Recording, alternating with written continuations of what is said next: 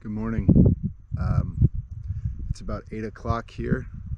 I'm in Ludington, Michigan. Behind me, over my right shoulder, you can see the infrastructure associated with the Sargent Sand mine.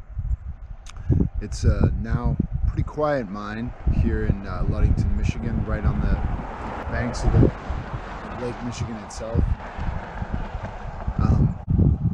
It's early this morning, so everything's pretty quiet, and this mine is now quiet because it's kind of mothballed for the last couple years. Last time I was here was, I'd say 3, maybe 4 years ago, and it was active, very active. There was a lot of noise coming from this site, from this mine. It's a wet, dredged mine, so that means that they're scooping sand up from a pond, dewatering it, and then getting it out onto rail and then south to the frac sand mine fields in Ohio and elsewhere. This is an interesting site because it's been legacied into the state's regulations.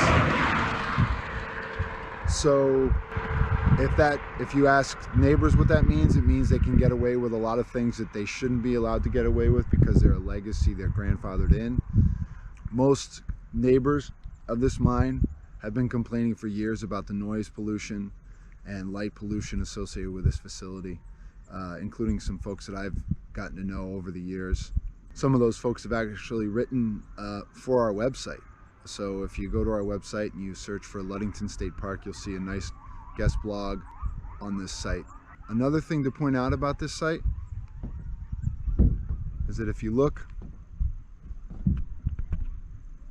now, you can see Lake Michigan over my shoulder.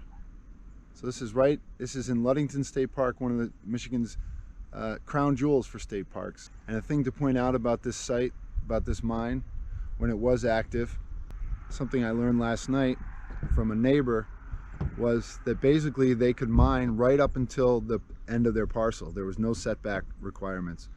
So what you had happen was, as they dredged forward, the sand would just settle out and just slough off and start to fall into their parcel. So they're basically pulling sand from the people's resource, that is the state park, because it would just keep falling into their mine operations. So not only were they getting the sand that was in their original parcel, they were getting some from the actual state park itself.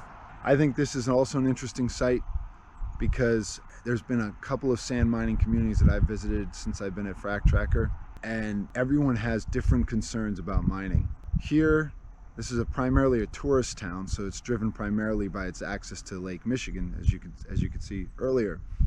But the other thing that's concerning to many folks is there are a lot of species, rare, threatened, endangered, endemic species on these dunes, all along Lake Michigan's shoreline.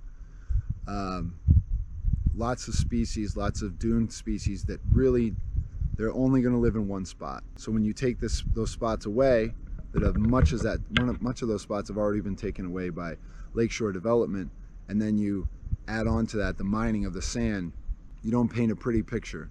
One of those species is the piping plover, which nests right on the other side of these dunes on the shores of Lake Michigan. There's lots of other cool plant and animal species. Again, some of that was covered in that guest blog that we had on our website.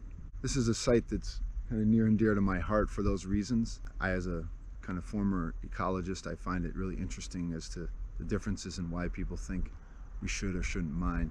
If you find this stuff interesting, if you find the work that we do interesting, the mapping, the data, and the data visualizations, the imagery that we collect, please consider going to our website, clicking on the donate tab and sharing with us.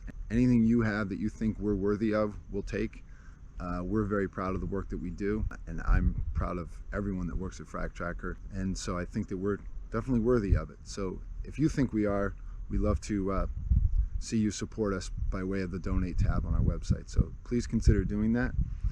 I'm going to be heading to the other side of this mine to check it out with a neighbor of the mine, a woman named Linda Dahl, and the drone to take a look at it. I haven't looked at it from the air in quite some time. So we'll go do that, and I'll see you there, and thanks for your support.